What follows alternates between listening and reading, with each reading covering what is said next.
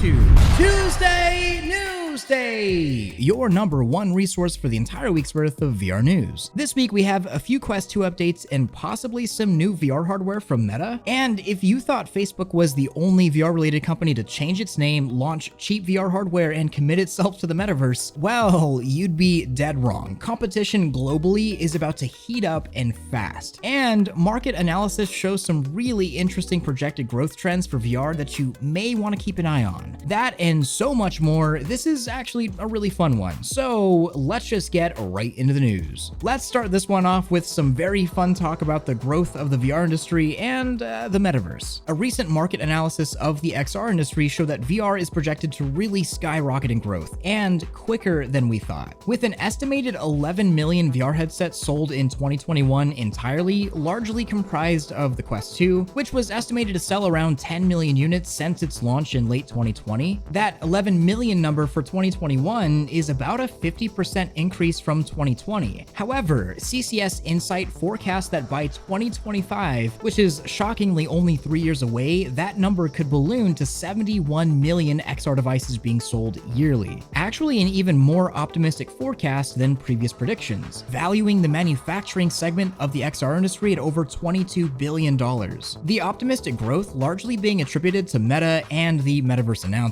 I've already said my piece, actually multiple pieces on Meta and their Metaverse if you really want to know how I feel about it, as I was pretty critical, but here I want to talk about their recent moves' impact on the industry at large, because not gonna lie, it's been immense, and I didn't expect it to be this large. Seems like just about every single company you can imagine in the tech space is either building the Metaverse or talking about the Metaverse or making products for a hypothetical Metaverse. And it's actually bringing a lot of money to the industry. Virtual reality companies and products, believe it or not, have historically been really hard to pitch to investors. The industry isn't that large, it's pretty niche in practice, and has a lot of growth to be made before it's completely financially viable. This is part of the reason why you still see so many Kickstarters or crowdfunding campaigns for VR related things. Investors really just don't want to touch VR because it's small and they don't understand it. Facebook, though, changing their name to Meta and announcing the Metaverse, as dystopian and creepy as it sounds to us, pretty much opened the eyes of venture capitalists around the world, and now they want to fund anything promising with virtual reality or Metaverse attached. And it's also made every tech company in the world suddenly interested in the Metaverse and XR as well. For example, Stan LaRoque, creator of the Lynx VR headset, one of the most promising pieces of hardware that I can imagine, said to Scarred Ghost recently that getting talks with investors has become significantly easier after the Metaverse announcement. Him saying, quote, "That guy is doing free marketing for us," end quote, regarding Mark Zuckerberg. I mean, Business Insider even going as far as to say that the Metaverse is a multi-trillion-dollar opportunity that will infiltrate every sector. Honestly,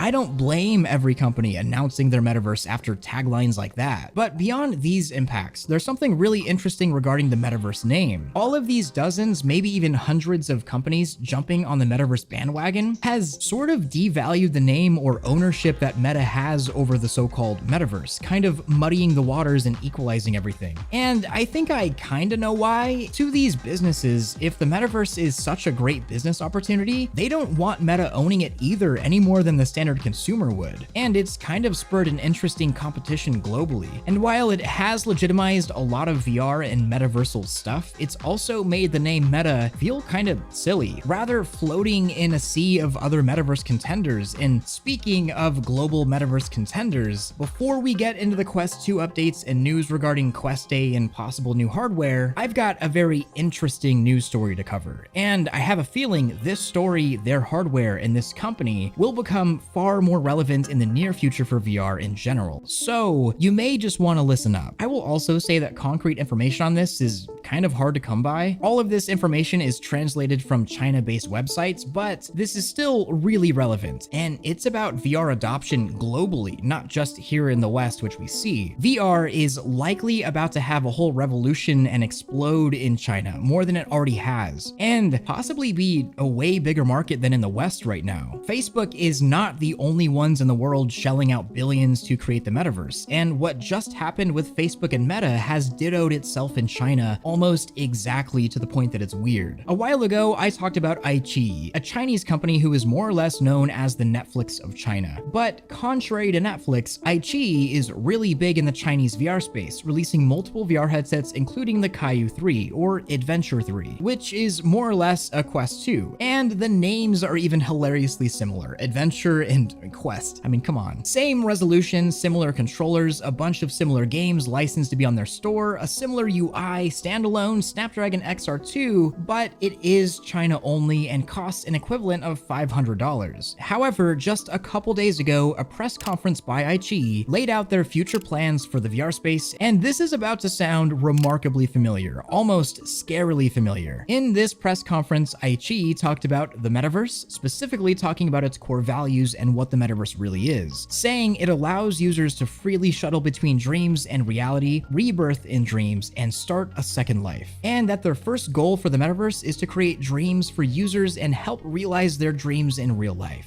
Basically, it was an entire press conference on their vision of the metaverse. Sound familiar?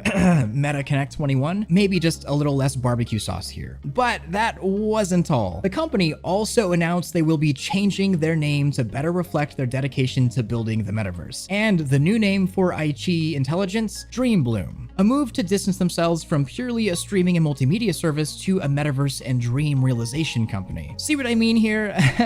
Well, it gets juicier, a lot juicier. They will also be launching the Kaiju Dream, an XR2 powered standalone headset, again, very similar to the Quest 2, but at the cheapest price in the world, at 2,000 RMB, or around $250, with a bunch of benefits for already being subscribed or subscribing to the iQIYI streaming services. And at least from what I can see, it's getting rave reviews, and bundling an already popular video streaming service with a VR video viewer as capable as a Quest 2-like device just makes sense. Plus, the game catalog is already pretty impressive. This video shows a ton of titles that I think you already are familiar with. And I think this marks an important moment in the future of virtual reality and XR in general. And I guess the metaverse, if you'll call it that. It's not just Meta that is pouring billions into XR. We may not hear about these things much because, well, we're in the West, but the potential future of VR is entirely global. And these massive moves made by these big companies outside of the Western world will have a profound impact in speeding up global adoption in general. In fact, I wouldn't be surprised if China ends up leading the world in VR headset adoption, outpacing the growth in the West to become a larger market. And I want you to think about that for a second and what that means. There is a very real arms race occurring between the West and its influences in China and its own regarding who has the biggest market and presence in the metaverse essentially, as they have quite differing views on how internet presence should be handled entirely. And regarding VR, it's almost hard not to view this in a slight dystopian sense, like the Western world versus China to see who can get the most people plugged into the metaverse in VR so their market is bigger, as digital e-commerce will likely be the biggest factor in the next world market and economy. But looking at this positively, this is and will be a massive jump for global growth in virtual reality. If you thought the Quest 2 and Meta was a big move for the world in the West, this is essentially that. It's just as big. The VR market is just growing exponentially, and with that, a fight for global dominance over the systems and procedures that we arbitrarily wrap up and call the metaverse is happening. This is about to get hot, and it's pretty exciting, not gonna lie. And I do have some Quest news coming up, but first, it's time for a meme break. So, Arpara is another Chinese company that is making VR headsets, but they're doing something quite a bit different, selling a really interesting micro OLED tiny VR headset, and I actually have one that I'll make a video on soon. But the most recent marketing video by them just absolutely killed me. The music, the frame rate, oh god, and the out of sync gameplay. I don't know, I feel like I just don't have any words here. But we have stuff to cover, so back to the news. Since I missed it last week, the Quest 2 got a pretty okay update, I guess. That being V35, adding iPhone mixed reality capture, messenger calling within the headset, and freely resizable windows for the Oculus browser, which is definitely my favorite from this string of updates. I mean, it adds a lot. But more interestingly, there's been some really weird stuff going on with the Quest 2 marketing from Meta. An email recently went out detailing an internal memo from Reality Labs. I mean, this is obviously a spoof, but a character named Mr. Sixtoff mentioned some secret project for Quest technology coming this holiday. There's a diagram of some blueprints that don't really say much, and the response being some sort of official hardware drop this year and something about free accessories / creations. I have no idea, to be honest, but here we are talking about it. Today is deemed the Quest Day, and all of this stuff that this is about will be dropped and we'll be talking about it, but you know, here's the video, so I'm just talking about it later.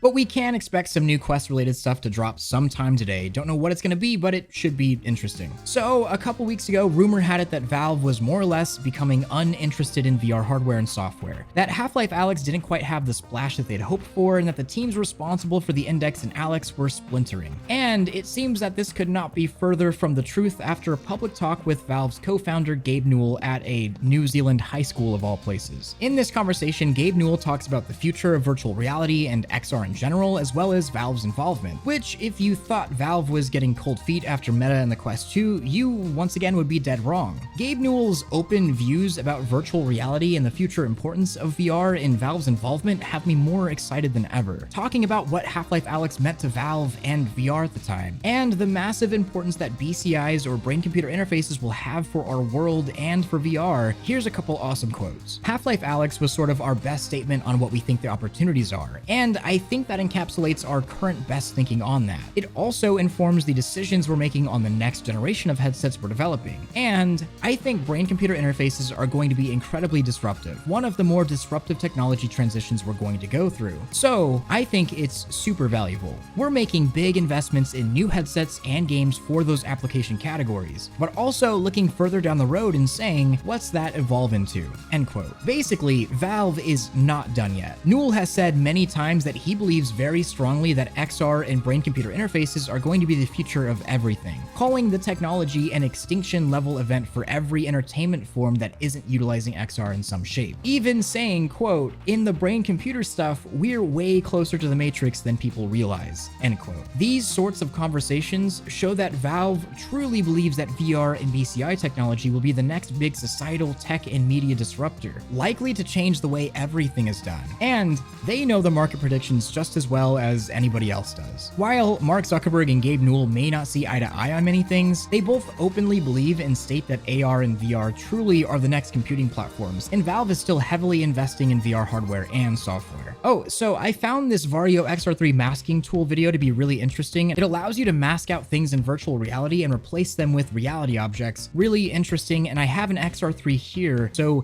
if you want to see more content related to it, let me know in the comments, because I'd kind of be interested in showing you guys this stuff as long as you guys want to see it. And make sure to leave a question of the week down below. I will answer one on next Tuesday Newsday, but there's actually a lot of topics I wasn't able to get through today, so I'm gonna try something a little different. I'm going to have an extended Tuesday Newsday on my Twitch stream today to talk about all of the things I missed, so come on by and say what's up, and join up in my Discord if you want a notification on when that happens. I want to thank all of my Patreon supporters, especially my Omegas. I couldn't do any of this without you. Don't forget to like this video if you loved it, subscribe if you want more of this, and hit that freaking bell if you just can't live without it. Much love, Thrill out.